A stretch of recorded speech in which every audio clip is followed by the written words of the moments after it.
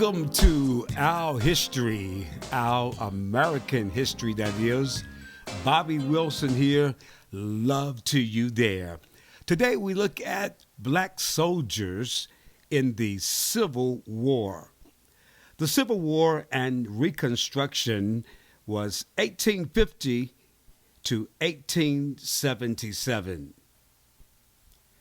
By the end of the war, roughly 179,000 black men, which was 10% of the Army, served in the Union Army, and another 19,000 in the Navy.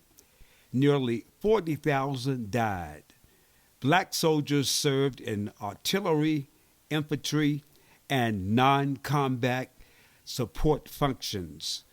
Black carpenters, chaplains, cooks, guards, laborers, nurses, scouts, spies, steamboat pilots, surgeons, and teamsters also contributed. There were nearly 80 black commissioned officers. Black women couldn't formally join, but served as nurses, spies, and scouts, the most famous being Harriet Tubman. But initially they were turned away, even though news from Fort Sumter had set off a rush by free black men to enlist in the U.S. military.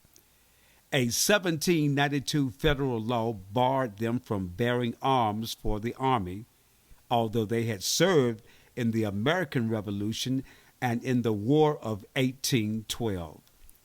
The Lincoln administration wrestled with the idea of recruiting of black troops, concerned that it would prompt the border states to succeed.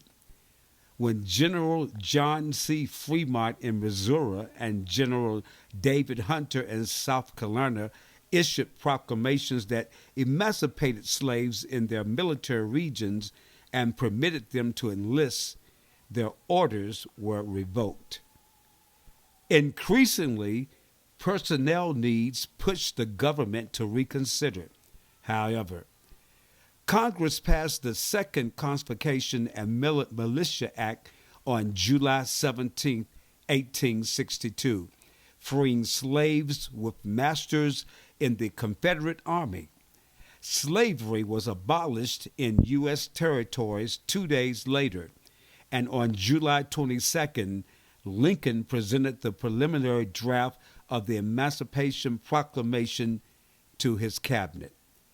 After the Union Army turned back Lee's first invasion of the North at Antietam and Emancipation Proclamation was announced, black recruitment was pursued in earnest. While serving, black soldiers faced problems stemming from prejudice in addition to perils of war. Discrimination permeated the military. White officers typically commanded black men in segregated units.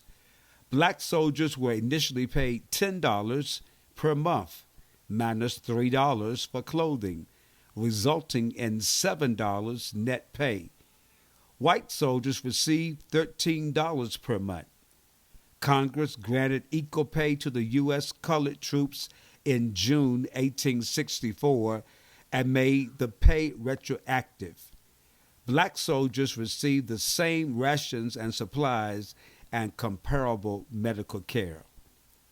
Black troops also faced greater peril than white troops when captured by the Confederate Army. In 1863, the Confederate Congress threatened to severely punish officers of black troops and to enslave black soldiers. Lincoln issued General Order 233, threatening reprisal on Confederate POWs for any mistreatment of black troops. This generally restrained the Confederates, but black captives were still treated more harshly. This has been Our History, American History. I'm Bobby Wilson, encouraging you to know your history.